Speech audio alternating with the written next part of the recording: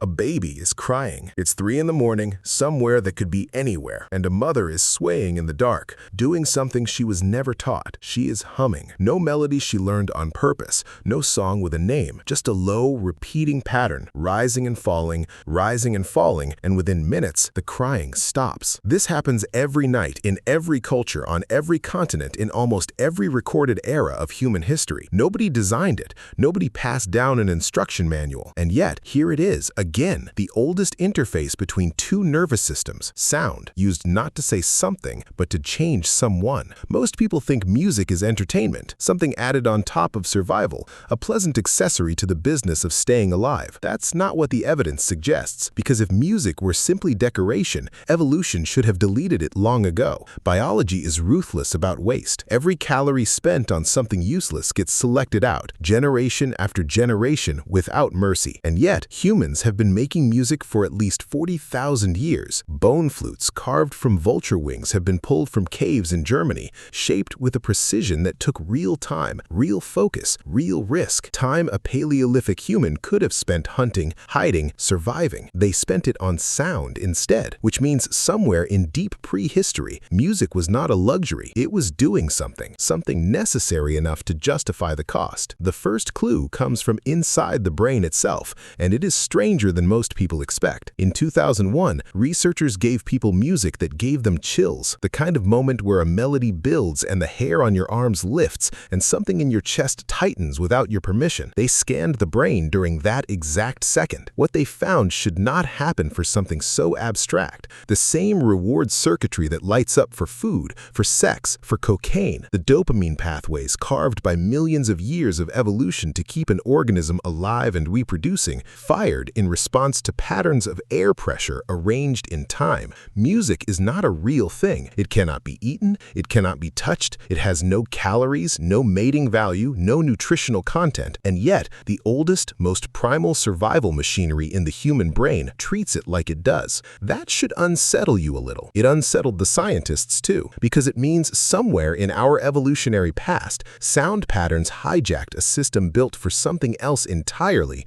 and the brain never developed a defense against it. To understand why, you have to go back further than music, further than language, back to a problem every social mammal has had to solve since the beginning. How do you know if another creature is safe? You cannot see inside another mind. You cannot verify intention. All you have is behavior, and one of the oldest behavioral signals in the animal kingdom is synchrony. Creatures that move together, breathe together, vocalize together, are creatures that trust together. Wolves howl in chorus, primates groom in rhythmic patterns, even insects synchronize their flashing light in total darkness, thousands of them pulsing as one. Rhythm, it turns out, may be one of the oldest trust signals biology ever produced, and humans, uniquely, strangely, almost embarrassingly, are exceptional at it. Put a group of humans in a room with a drum beat, and within minutes, without instruction, their footsteps start to align, their heart rates begin to drift toward each other. This is called entrainment, and almost no other species does it as naturally or as completely as we do. Not chimpanzees,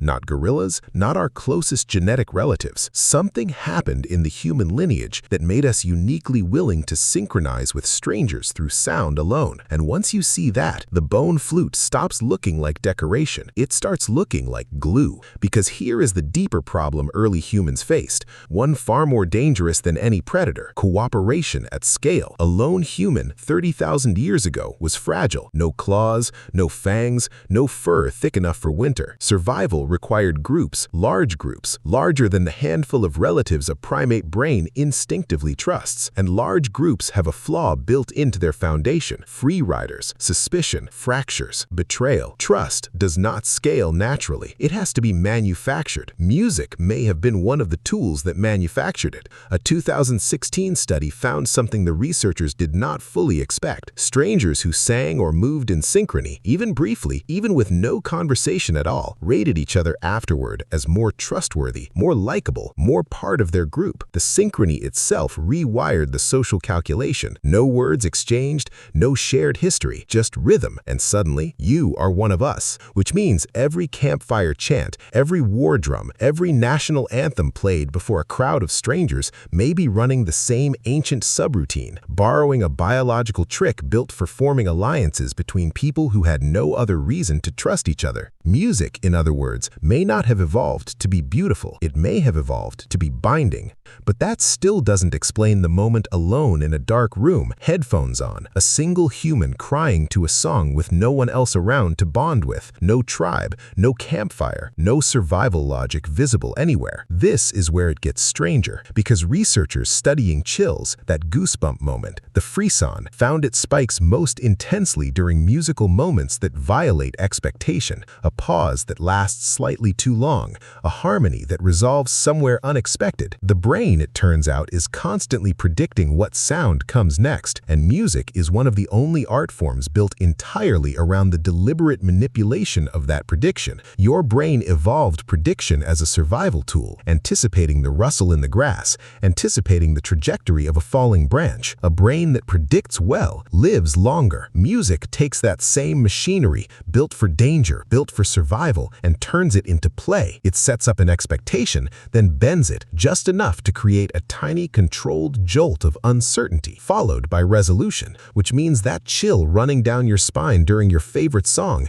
may be your ancient threat detection system, finely tuned over millions of years to keep you alive, firing off in response to nothing more dangerous than a clever chord change. You are not feeling music. You are feeling your own survival circuitry, tricked into ecstasy by pattern. And if that's true, then something larger comes into view, something almost vertigoing. Music may not be a separate human invention. It may be a byproduct, ancient systems for bonding, for predicting danger, for synchronizing trust, repurposed and stacked into something new, not built for beauty, built for survival. And beauty was simply what was left over when those systems were pointed at something harmless, which raises an uncomfortable question. If awe, connection, even meaning itself can emerge as side effects of older, colder evolutionary machinery built only to keep an animal alive long enough to reproduce, then how much of what feels most human, most transcendent, most ours is actually inherited hardware repurposed by accident?